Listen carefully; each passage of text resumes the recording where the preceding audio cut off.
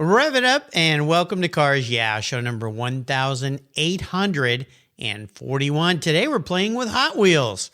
Be prepared to be inspired.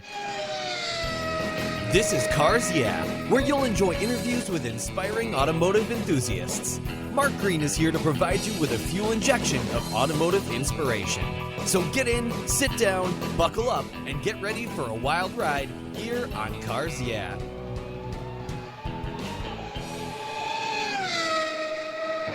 Hello, inspiring automotive enthusiasts, and welcome to Cars Yeah. Today I'm in Potomac, Maryland with a very special guest by the name of Bruce Pascal. Hey, Bruce, welcome to Cars Yeah. Do you have it in gear? Or I should say, do you have your Hot Wheels in hand, or are you ready to let it roll? I'm ready to let it roll, go down the orange track. Absolutely. We're going to have some fun today. Now, before I give you a proper introduction and I explain to the listeners why we're playing with Hot Wheels today, what's one little thing that most people don't know about you, Bruce? Well, my grandfather was the automotive historian for the National Archives in the 1930s, 40s, 50s, and 60s.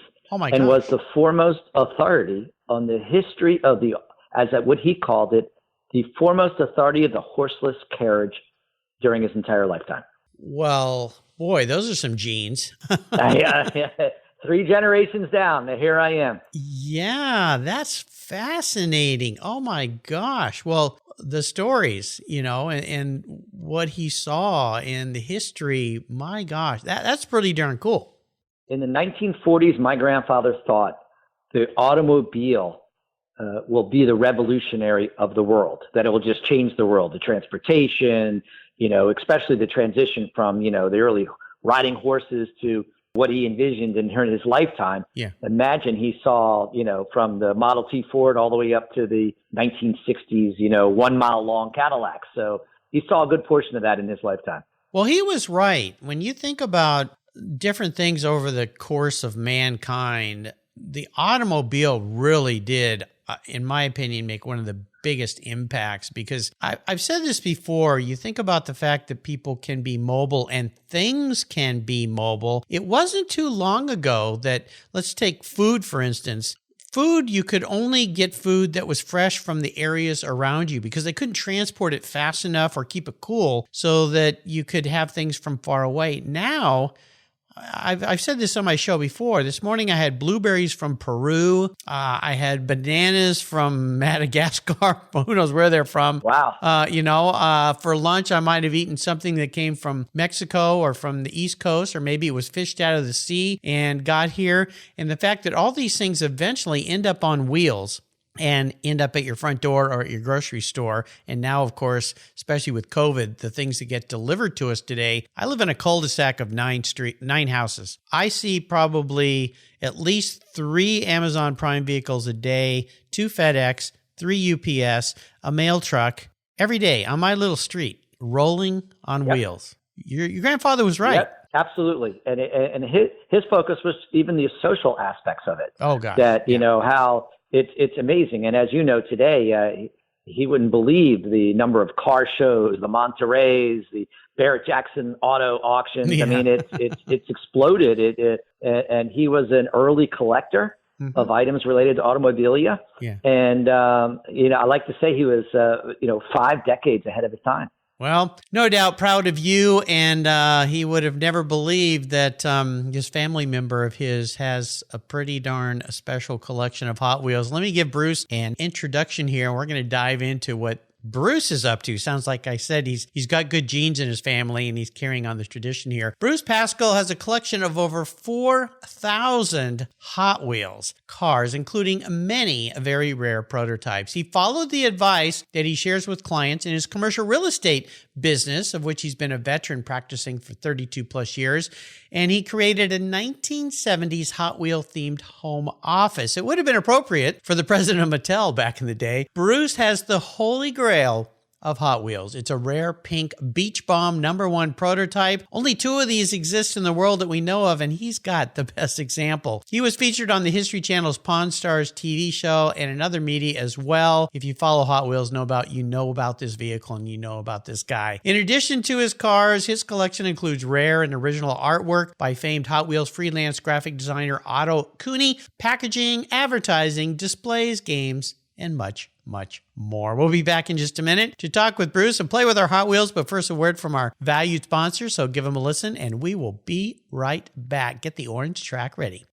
Summer's here, thank goodness, and that means long, hot days. Covercraft's UVS custom sunscreens are quality made and are incredibly fast and easy to use. Your UVS sunscreen is custom tailored for your vehicle, and the accordion design ensures easy storage. Not only do they protect your dash and interior for maximum protection while parking in the sun, sunscreens keep your vehicle's interior significantly cooler. They're durable and dependable for years of use. I have one for all my vehicles, and I use them every time I park my car when I'm not going to put the cover on. You can choose from a variety of colors, including the original, their Premier Series, and Carhartt designs. Your sunscreen is manufactured with the quality and attention to detail that's been the standard for Covercraft since 1965. And they make really great gifts, too. Get your summer deal today if you use the code YEAH21, YEAH21 at covercraft.com. You'll get 10% off your Covercraft order. That's right, 10% off compliments of cars, yeah. Simply use the code YEAH21 at checkout. Covercraft, protecting the things that move you. Get your own custom sunscreen today.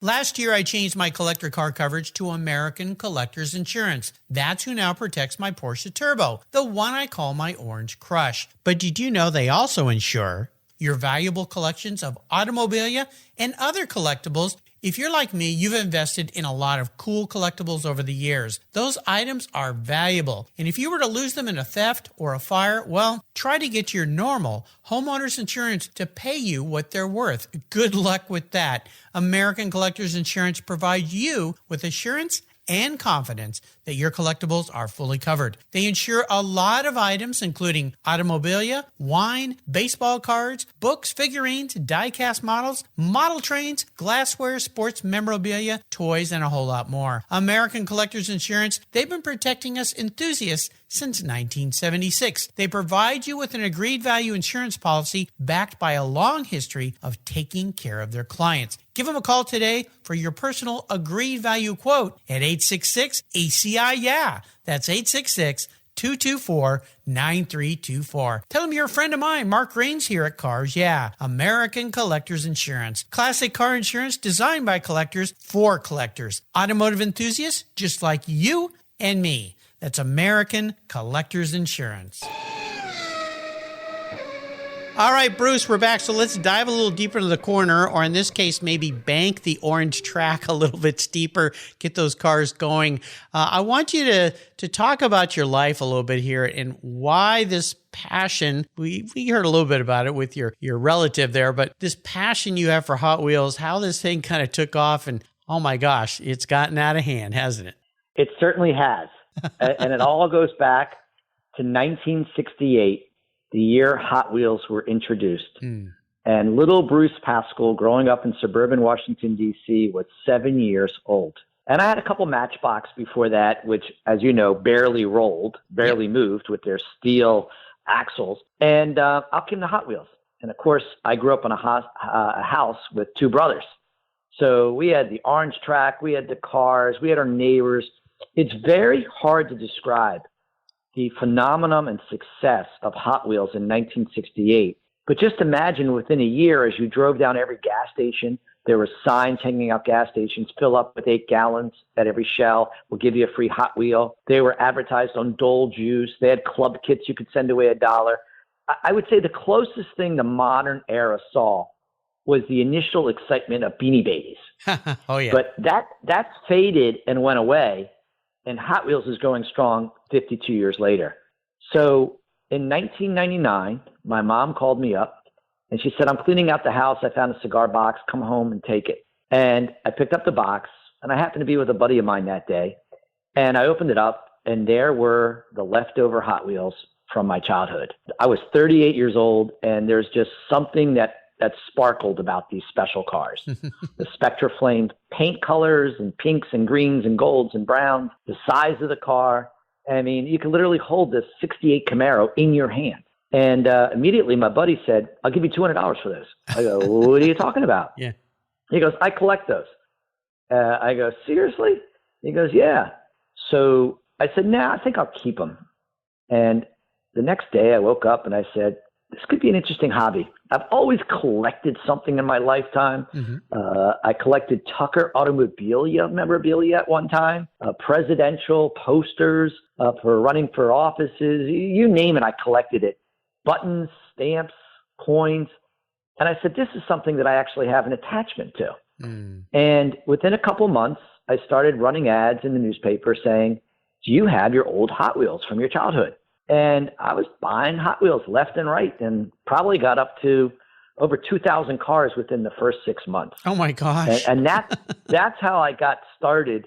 And by the way, since this is a car show and we know there's many gears, if I have 8 gears, I only have one gear. It's number 8. You know, I'm full speed. You know, and there's no even 1, 2, 3 clutching to go higher up. I just jumped into 8th gear right away.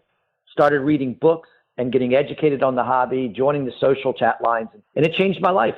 Well, no doubt. I mean, it's amazing. And the fact that you just went in head first and got in so deep and got going. And a lot of us, you know, we look at these things. I know I have my Hot Wheels and my Matchbox. I have a lot more Matchbox than Hot Wheels, maybe because of my age. But I know that, Rick Barnett, who was a past guest here, he's the chairman of the Concours Pasadena, introduced me to Bruce. He also introduced me to Neil Giordano, who was on last week, another Hot Wheels collector, and they're doing a special Hot Wheels display at the Concours Pasadena this year, where they're inviting some special cars and special collections in for people. And I know that I think it was Neil or it might have been you. One of you two guys, I sent a list of the cars that I had, and a couple of them, it turns out, are a little bit rare. Nothing like the incredible ones that you have that we'll talk about in a minute. But I've got them sitting here because I knew we'd be talking today. One is a very gold Charger, and one is a purple AMX. And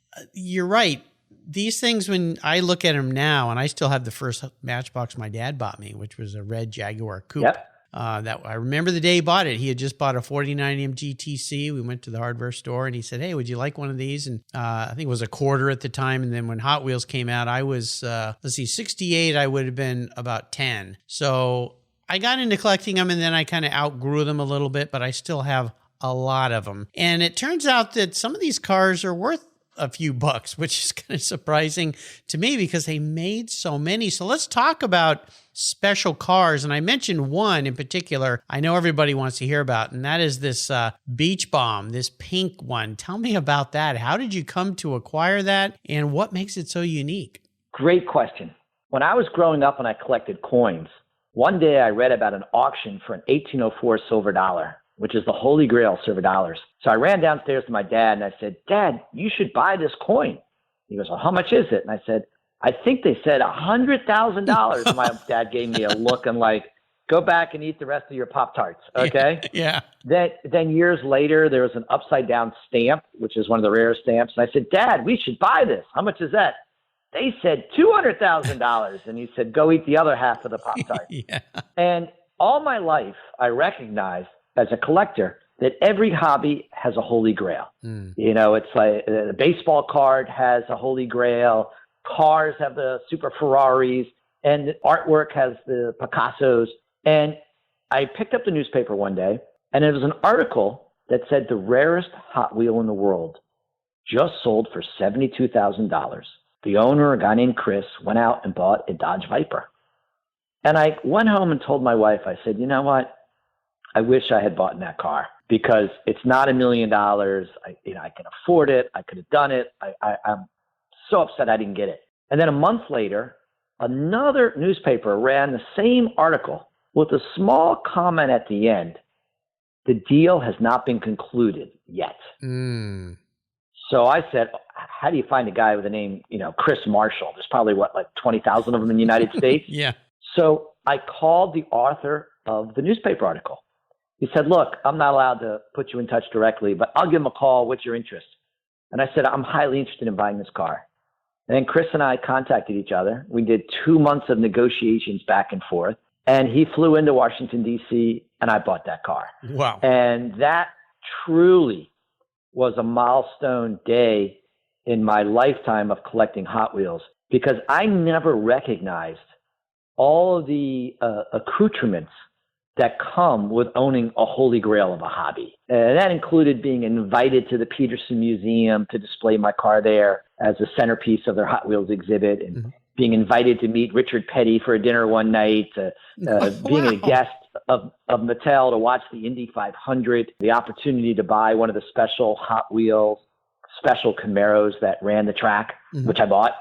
So it changed my life. So I think it was the best decision I ever made in my life, was buying that pink rear load beach bomb. Wow. That is absolutely fascinating. And now all of us folks out there who love collecting cars, real cars, Hot Wheels, whatever, are thinking, what did your spouse have to say about this? Well, I have the world's greatest wife. Obviously. She basically says to me, will you be happy? Mm. And I said, yes. And then she may say, will you be happy when I redo the deck or buy new furniture? So, she's actually just so wonderful. And you know what? Nothing's better when you have a hobby than when you have a good partner or a spouse. Of course. And she's so supportive of this, because she recognizes hobbies can bring so much enjoyment to people. Mm-hmm. And if happy wife, happy husband, happy wife. And that's the secret of our great marriage. And she's extremely supportive. Well, that's wonderful. And by the way, if you walk around my house, you can't even tell I collect Hot Wheels unless you go to this one room. But you let me do whatever I want to that one room. That's how it works. Well, that's pretty cool. I think that's absolutely awesome. Let's talk about some of the other unique models you have, because obviously I'm guessing that with Hot Wheels, what makes things, and I'm going to take the value out of this and use the word collectible, because everyone always puts money on this stuff. And I don't like to do that. I like to just say what makes it valuable to people, even when it comes to cars. Well, rarity, colors, other things, is model year specific, things like that. So what are some of the other Hot Wheels that you have that maybe some listeners out there listening going, well, I got to dig through my cigar box. I wonder if I have one of those. So I'll talk first on the general rarity. And just like baseball cards, where people want to get like every player from one team, because Hot Wheels would make cars in multiple colors and many times multiple interiors, there are various checklists out there. And like everything in life, everybody buys the green Camaro, the gold Camaro, the brown Camaro, the blue Camaro. And then they realize, I don't have a brown Camaro, or I don't have a pink Camaro. And the reason is they made less of them for various reasons. It could have been an accidental, short run of paint, or they may have only done brown Camaros for display cases. And then when collectors desperately want those, you can't take the money portion out, because that's when people pay, top dollar to get these rare cars. But most of those cars that are extremely valuable are what we call prototypes, are Hot Wheels they only made for unique circumstances. So I'll tell you one of my favorites. Have you ever walked into McDonald's and you see a picture of a hamburger on the wall? Is that hamburger not perfect? And then when they give it to you and you unwrap it, it doesn't look anything like that photograph that was on the wall. Have you ever had that experience? Yeah, maybe once or twice. I don't eat there anymore, but many times you go, what happened? It looks like it was stepped on. But yep. So Hot Wheels had the same issue. When they wanted to make TV commercials, they realized if the regular Hot Wheel ran down the track, hey, it was nice and it was pretty, but it didn't have that real sparkle. So when the first Hot Wheels were being made in the Hong Kong plant, they asked those cars to be chromed like Christmas ornaments first. And then they were painted. Oh. And in the hobby, we call these overchrome cars. Now, they were released later, and they made millions of 1970 versions, etc. But in 1968, I ventured less than 40 of these are known in the world of various models. Wow. And not only is the car on the top sparkle in a beautiful color, orange, blue, light green, what we call antifreeze, are gold. They look beautiful from the top, but if you turn the car over on the bottom, it looks like a mirror. Now, those cars, generically, I know you said don't talk about the money, but if you find one, they're probably worth at least $10,000 or more. Wow. And many times $20,000 or $30,000. So here, people are paying more money for a toy car than they're paying. And by the way, there are loads of buyers out there that would love to get one of those for their collection. Yeah. And I have several of them, and they're just absolutely stunning. They look like jewelry, if the best way, or a Christmas ornament. So that's an example of one rare car. And then I'll give you one more example. Yep. Mattel every year had to come out with a catalog. But guess what? When they're making the catalog for the 1969 cars, how do they take a photo of that car if it hasn't been made yet? So Mattel would hand carve a car out of resin and paint it. And then they would take that car for the catalog. So if you went and found the Mattel catalog for 1969, and there was this cool car with twin engines in the front called the Twin Mill, designed by Ira Guilford, the actual car used is a blue resin of a car that I have in my collection. And it's made out of resin. It's not the real car, but it was used for the catalog. We call those catalog cars. So those are two examples.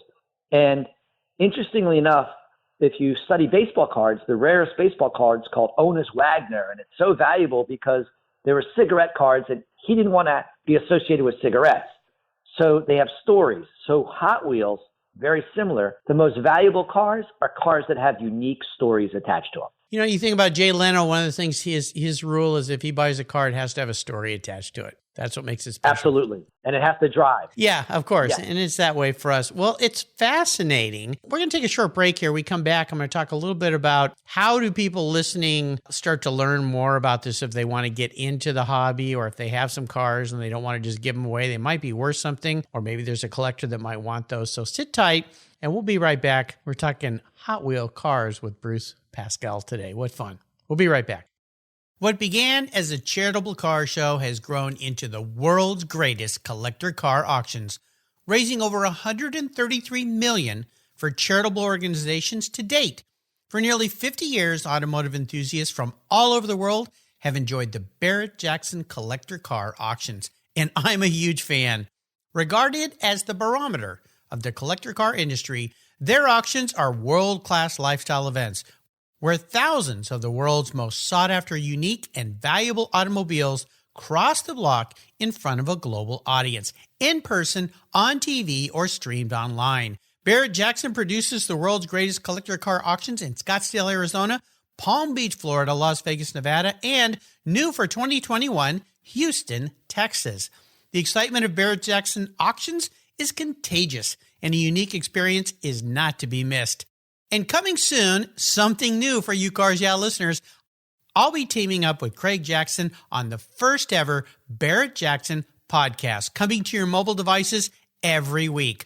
Listen here on Cars Yeah and check out the Barrett-Jackson website for unique details on this new, exciting podcast that I'm very proud to be a part of. And be sure to visit barrettjackson.com today. Barrett-Jackson, the world's greatest collector car auctions.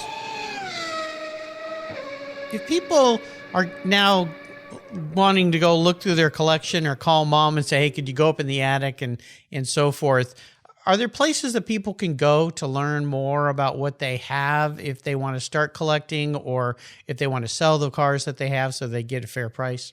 Absolutely. There are books out there, multiple books that tell you the value. There are internet sites that give you the value. But the easiest way right away is to look your car up and look at the bottom and get the name, and then type in eBay what that car is. Mm-hmm. So you said you had a gold Charger. Yeah. You type in eBay right now, you're going to see a bunch of gold Chargers, maybe one, maybe three at any one time. Now, you don't go on eBay by what somebody's asking. So if somebody says $600, don't assume your car's worth $600, because there are a lot of people who always think their cars are worth more than, and they ask too much money. There's a button on eBay called Sold, Completed Auctions. push that button, and then you'll see all the gold Chargers that sold in the last 30 or 60 days. And some people actually pay for a service to go back a year. So you can really look for all the gold Chargers. And you may see one gold Charger that was in a package, never opened, sold for $600.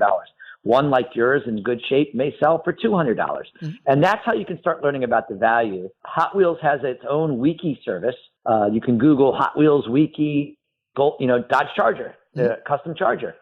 And then you can read who was the designer, what's the story, what was the car based on, and you can start educating yourself. I love it when I see a collector who really wants to learn about the hobby. Mm-hmm. And then once he learns about the Charger, he'll say, hey, how many colors did it come in? How many interiors? And then you can actually become an expert on that casting. And our hobby is filled with many types of experts, casting collectors, collections over certain years. I'm an expert in 1969, but I couldn't tell you much that goes on in 1997. And then you can start also joining Facebook clubs. Mm-hmm. You type in Redline, the word Redline or the word Blackwall. That determines the types of years of Hot Wheels. And the next thing you know, you're going to meet a whole world of thousands of people on the internet posting pictures, asking questions, and you're learning about the hobby. But warning, it will change your life because all these people then become your friends all the way around the world. It's an amazing hobby. It's really, really cool. Now, I always ask guests about a big challenge. Can you talk about maybe one vehicle in your collection that was a big challenge to get your hands on? Maybe this is one you really wanted. Maybe it's one that has some interesting story to it. So one of the things I did, and one of the reasons I was able to collect so many rare cars 20 years ago, was I became friends with the president of Mattel alumni. Hmm. And he and I befriended each other, and I ended up buying his cars. And I realized after I bought one of the cars 3 weeks later that I didn't know it was worth more than I paid him. And I felt guilty. So I sent him another check for $500. Nice. Well, I didn't know this. It was the honest thing to do because I didn't know this particular car was worth $1,000. So I only given him like $100 or $200 for it. So he was so impressed that I had done that without asking. He then started calling up some of his former Mattel employees, and I started interviewing them. And I interviewed over 400 former employees in Mattel. Wow. To eventually help me write a book on the history of Hot Wheels and how they were made. And over the years, people would tell me various stories, and there was one car that intrigued me. They told me how the R&D department had to constantly think of what could they do to help sell more cars. So do you remember years ago there were Cox airplanes? You would fly them around on a string going around in a circle with a gas motor. Remember those? Yeah. Someone came up with the idea, could they put a miniature gas engine into a Hot Wheel and would it run and would it sell? Now think of all the parents. Yeah. So believe it or not, one of the engineers, I was told, put a miniature gasoline engine in a Lincoln Continental, and why they picked the Lincoln Continental? It was the biggest Hot Wheel ever made, the longest one. And I decided to search for it. No luck. And then one day, 5 years later, a guy called me up and I asked after the interview, did you keep any cars? He goes, well, strange enough, I took over a guy's desk named Lester Storm and I opened up the drawer and there's this weird Hot Wheel with a gasoline engine in it. No. I said, are you kidding me? I flew out the next weekend and bought the car. Wow. And literally to California from DC. But it has a sad ending. I ended up trading the car for something I wanted even more to another collector. And then he was convinced by another collector, let me get the car running and I'll take a video. And sure enough, when they tried to do it, the car literally blew up and destroyed itself. Oh, the gasoline, it burned, and it's a destroyed car today. So talk about a strong start, a great middle, and a bad ending. Oh my God, that's crazy. That's a wild story. Well, I asked guests about bucket list items. Is there a car out there that you've been looking for forever? You mentioned one there, but you found it and had it for a while. But is there one you really like to get your hands on, whether it's super valuable or not, just maybe a snipe for you? There's one car left that I will consider my goal of collecting completed. Oh. And we talked about the overchrome cars. Mm-hmm. And a young woman discovered from an estate sale, going to somebody's house, it's called a strawberry color open hood scoop Mustang. I know I'm giving you a lot of descriptive words. The first hoods they made for the Mustang Hot Wheels, they punched 2 holes so you could see the engine. Mm-hmm. And then Mattel realized, wow, we can't make a lot of Hot Wheels if we have to keep punching holes. We can make millions more if we skip that process. So 99.9% of the Mustangs you buy from 1968 have a solid hood. But a few rare ones have an open hood. Well, this one is not only the open hood, but it is also that strawberry overchrome color. Wow. And this young woman said she would sell it to me one day, but she's having too much joy holding it right now. So that is my ultimate car that I want and covet. As I'm sure every one of your car fanatics covet things. I covet it, and I admit that. Well, at least you know where it is, and perhaps one day she'll be ready to let that go, and you can add it to your collection. But fascinating backstory on the hoods and the scoops and the reasons and the whys and all these different things. Yeah, that's pretty crazy. And I do like to ask my guests about a special vehicle. Now, obviously, I would think that one Beach Bomb is a bit of that story for you as a special vehicle, most obviously, but we've already heard the story. So is there maybe another special vehicle story in your collecting world? So I'd say the next one that's really up there for me, and they're super hard to find. But get this. Mm-hmm. Today, design a car, they use a computer. Yeah. And so do you remember before they were making a real car, what would they make first? Clay model? Hint. Clay. Yeah. They would make a clay model. Yep. And from that, they would, get the lines and curves and make the mold. Well, in Hot Wheels, back in 1968 and 69 and 70, in the early days when there were no computers, they would actually have to hire somebody to make a wood carving of the actual car. Oh. And they called it 4 times scale. So I'm looking in my desk right now at my office, and I have a glass top, and I'm staring at the wood model of the Ford Maverick, of the special, wood model of a short order and a large charge, all these great cars. And these cars were carved by hand. I was told it took 200 to 400 man hours to make it perfect. And then Thomas Jefferson, I think, invented a machine called the pantograph. So these were made a foot long, and then the pantograph machine would then use the lines and go over it and then go to 1/4 scale. Yes. And that made the 1/64 scale Hot Wheels. So apparently at a certain time when Mattel closed the factory, one employee told me that people would take them home and throw them in their fireplace and watch these wood things burn. Oh, no. Oh, I know. But I have a few of those super, super great, rare, 4-time molds, including a car called the Bifocal, which is, like a Dodge Challenger that's extended. Yeah. And they're super rare. I love them. They have a great story. And when anybody sees it, I have a Ferrari 328 model. They're like, what is that? And it's a beautiful piece of wood artwork, to say the least.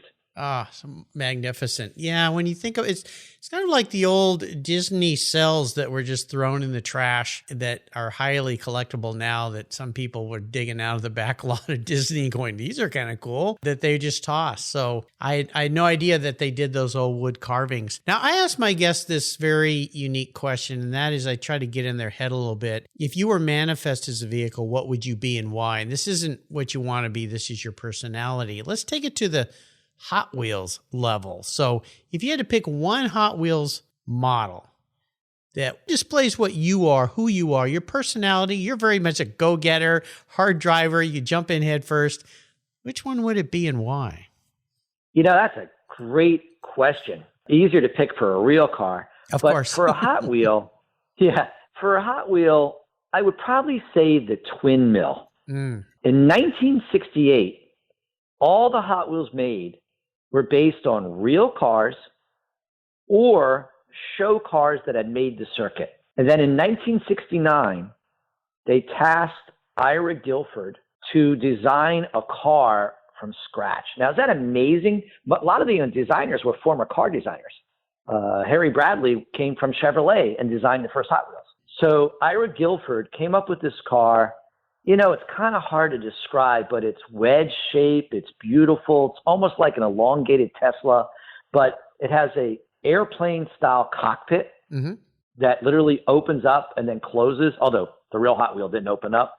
It had twin mill, 2 large engines in the front. And it's everything about a car that you would dream of, a cockpit as opposed to just regular seats.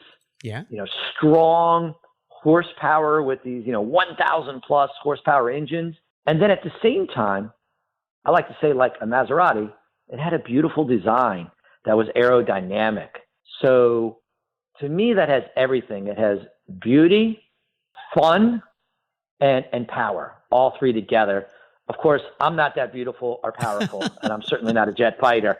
But so it's everything I wanted to be, to answer your question directly. Yeah, I know that. I've got 2 of those, actually. Yep. Yeah, I thought they were so cool when I was little. Like, what is this? And, if one engine's good, 2 is better. So I like it. Absolutely. Yeah, nice answer to that question. You mentioned the book that you did. Is that book still available? The book is called Hot Wheels Prototypes. Pretty original name, isn't it? Well, hey, it explains what it is. I have a good friend named Mike Zarnock, who I'd like to consider as an expert for almost all the later cars going up to today. And I like to consider myself an expert in the earliest days of Mattel production and the early years. So I worked with him to put this book together, and I'm very happy with it. I'm done my first printing and sold 2,000 books. Wow. And now I'm in the second run. Yes, pretty excited about it. Well, that's awesome. As we were thinking about this, the twin mills I have a green one and a purple one. Purple's more valuable, and purple's just such a beautiful color, isn't it? Yeah. It's kind of, in fact, I have a couple. It's interesting that AMX I told you about is purple, but I also have a hot rod, kind of looks like a 30s Ford or something like that with an open engine with a black area on the top, and that one's purple too. So, that's a Vicky. Vicky, there you go. Yeah, that's what that was called. Ford Vicky, yep, absolutely. Yeah, some 36. I think it was a 34 or 36. I'm having a mental breakdown, but it's a 1930s Ford Vicky, and there's actually a rare variation. I don't want to get too technical, but even a car like that, they made it with the suspension in the front open, and collectors go crazy for that rare version that was found. Wow, very cool. And a lot of times it may have been Mattel was just making the car and the mold broke. And then the second version was slightly different. Yeah. And that, anytime you can add a story to a Hot Wheel, it increases the collectability. Absolutely. Absolutely. We're going to take one more short break, and we're going to come back and go on what I call the ultimate drive, but we're going to do it Hot Wheel style. So sit tight. We'll be right back. I've discovered Linkage.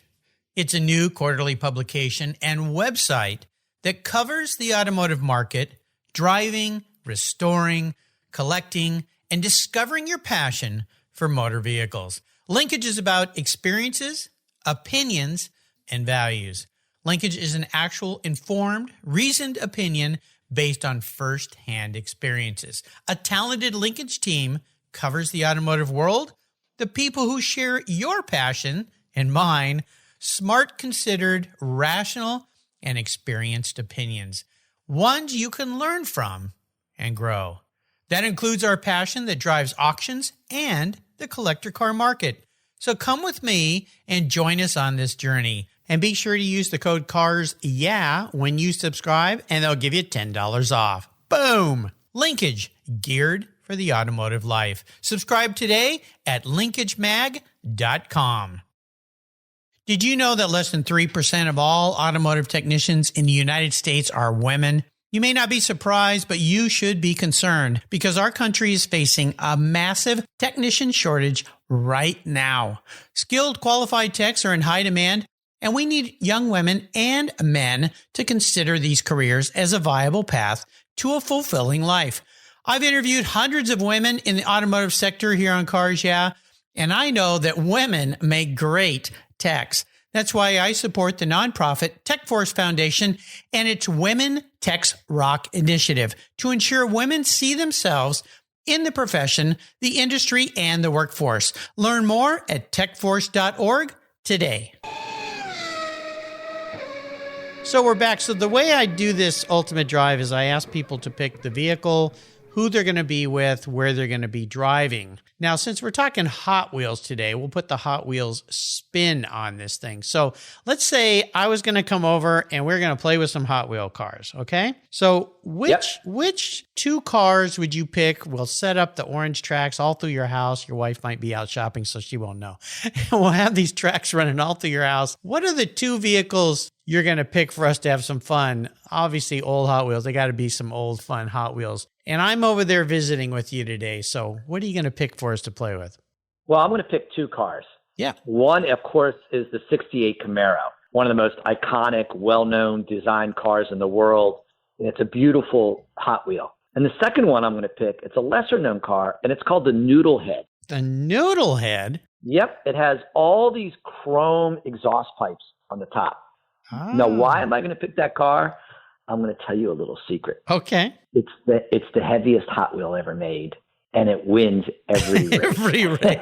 Ah. So I was going to be a nice guy and tell you, look, I'll give you the Camaro. It's prettier. It's more aerodynamic. Let's put $50 on the race. Yeah. And let's just see what happens. And I'll take the Noodle Head. Yeah, the Noodle Head's the Noodle ringer. Yeah. Yeah. Everybody, when they're, we have conventions and they have races, and everybody always tries to race those Noodle Heads. They're one of the fastest cars you can get. Well, it's like a piece of lead sliding down. There's a little scoop for you. I think the fun thing about Hot Wheels is why limit yourself to two cars. Yeah. It's just to look at the Hot Wheels that are on a wall that are multiple colors, and the Beatnik Bandits and the custom fleet sides and the Chaparrals and the police cars and the fire engines. It's literally, if you go to a real car show, don't you love when you walk out in a field and you see like hundreds of cars of different variety? Oh, yeah. That's the same feeling when you go to and visit a collector, that you just look at the wall and it's like a car show. And it's super hard to find these in mint condition from the early days. So when you find a beautiful car, it's hard to describe the joy you can get out of that car. It's beautiful. Yeah. One of my red line Hot Wheels is an orange Camaro with the engine open, no hood on it. Yep, that's called the Heavy Chevy. The Heavy Chevy. Well, that makes sense. I like it because it's the color of the Porsche Turbo I have, which is kind of a really rare, unique metallic orange color. So maybe that. And who doesn't love an older Camaro? I mean, they kind of just stand out. So it reminds me of a really fun story about Mattel, that they were one of the first companies that hired two-way mirrors to watch the kids play with certain cars. Really? And they would go in the room, and they had one woman at Mattel, and her job was to come up with creative names. So, for example, I saw a list of names instead of the school bus, and I'm going to tell you how they finally spelled the school bus. Are you ready? Mm-hmm. S''COOL bus. The cool bus, yeah. But they had a list of names: Purple Pupil Eater, and they had a whole list of names. And they would go with the kids and ask the kids, what do you think of this name? And they would test the kids. So they would come up with Heavy Chevy. They were going to call the Noodle Head Chrome Dome, but the kids liked Noodle Head. So that's how Hot Wheels got all their names. They had one woman who was in charge of coming up with creative names. Wow. Well, I've got to ask you before I let you go here about one that was always my favorite. I didn't care for the color. It was metallic brown. It was called the Torero. Yes. Do you know anything about that? Because it doesn't look like any production car, but it kind of looks Italian and Corvette, Ferrari maybe, but I never liked the color, but I liked the shape. Well, first of all, the brown color is more valuable. You should get to know that, okay? Okay. Well, because a lot of people didn't like it and threw them away. Yeah. But there's an interesting story. Okay. Do you remember they made the Dodge Charger in 1967, and then they changed to a new style in 1968? Yeah. Dodge had a car that was a show car called the Charger 2. And my understanding was the Torero is sort of a knockoff of the Charger 2. Oh. And Matchbox made their version also of that car that came out. So that was a version of the show car, of course, modified slightly, but it was a possible version of what a Dodge Charger would have looked like in the future in another ramification. Well, Thank you for enlightening me to that, because all these years, even when I pull these out, I always look at that one going, that was always my favorite. But why couldn't they have done it in a cooler color? But now I know that it's a unique color, so bonus. Yeah, well, they did make it in multiple colors, just so you know. Okay. They made greens and blues and browns and the most valuable is a hot pink, of course. Hot pink. Yeah, I probably wouldn't have picked that as a kid, but I can imagine. Well, listen, I could talk Hot Wheels with you forever, Bruce. You've taken us on a wonderful, wonderful ride today. Before I let you go, is there maybe a parting word of wisdom or a thought when it comes to collecting Hot Wheel cars that you could leave us with? Well, I'm going to go back to a statement you said earlier. Don't collect this to think you're going to make money. Mm-hmm. Collect it because you have a connection and a passion. Don't get in the hobby and just start buying everything every week they're selling at Walmart or Target or one of these stores and just saying, I want to own 1,000 Hot Wheels. It's better for you to have a connection. So if your father was a police officer, why don't you buy all the different versions of police cars they made? If your father was a trucker, buy the truckers. If you love Ferraris, try to buy every Ferrari ever made or every Corvette ever made. Find your specialty and learn your expertise. Don't just go in to buy, because one day you're going to look in a room and your spouse is going to look at you and say, why do we have 28,000 Hot Wheels? Exactly. And by the way, 4,000 Hot Wheels is not a lot compared to a lot of collectors out there. I would imagine. Because I would rather have 7 cars with great stories than 700 cars that have no stories, just to have 700 cars. Well, there you go. So that's my philosophy. Be an expert and collect what you love. It's the same for Real Cars listeners. You've heard it from many, many guests here. It's great advice. Bruce, is there a way people can follow you? Do you play on social media? Do you have a website? Sure. Well, I have Instagram, and my hashtag is Pink Beach Bomb. And I try to put a new Hot Wheel up every other day, usually rarer ones. And if you go to my information page on Pink Beach Bomb, you'll see my email, alpascal@aol.com. I guess that ages me. I still have AOL. Yeah. Bottom line is, connect with me anytime you want. Ask me a question, and I try to be pretty responsive. And I love talking to collectors, especially collectors all around the world, and whether it's Philippines. Actually, I had a collector from Iran connect with me the other day. Wow. Iranian Hot Wheel collector. So wow. It's amazing. Yeah. So it's a great hobby. And I got to tell you, I had a really great time, Mark, with you. Thank you so much. Oh, Bruce, this is so much fun. I feel like a little kid again. As soon as we're off the phone, I'm going to go play with my cars. I think I want to do a shout out again to Rick Barnett. He's the chairman of the Concours Pasadena. He introduced me to Bruce, and you can go back and check out his page, listen to his show. And remember, if you're going to be down during Car Week in that area, check out the Concours Pasadena. They're going to have some Hot Wheel cars on display there for you to see. You can go to their website. I'll put a link to that. If you have some unique cars you think, you can ask them if you can be in the show. And if they pick your cars, you can actually be in the show. Isn't that cool? Bruce, this was so much fun. Thank you for sharing your time, your expertise, and your passion for Hot Wheels cars that so many of us have. Until you and I talk again, I'll see you. Thank you. Have a great night. You too. Thank you so much for joining us on today's ride here at Cars Yeah. Drive on over to carsyeah.com to find show notes and inspiring automotive fun. Download your free copy of Filler Up, a fun book filled with gorgeous photographs of fuel filler fun, including quotes from more inspiring automotive enthusiasts. Download your copy today, and we'll see you next time on Cars Yeah.